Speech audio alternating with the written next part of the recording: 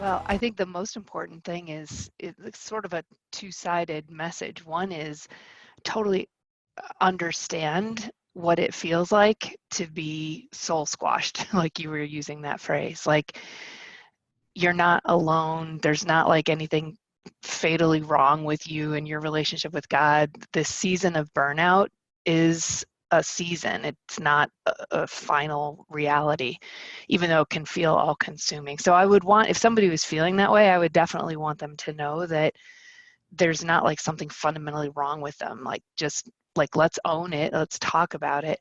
But then the second thing I would want them to know is they won't have to stay there, even if their circumstances largely don't really change over the next few months, which a lot of us, we don't know what the next few months are going to bring.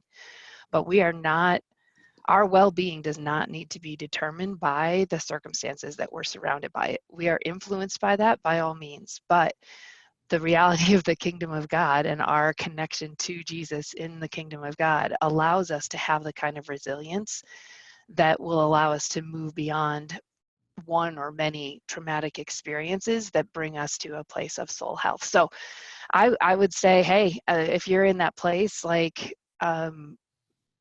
own it, like be like honest about that that's where you're at, but then know that there are ways to recover the well-being of your soul, and that God very much, I believe, would want that for you.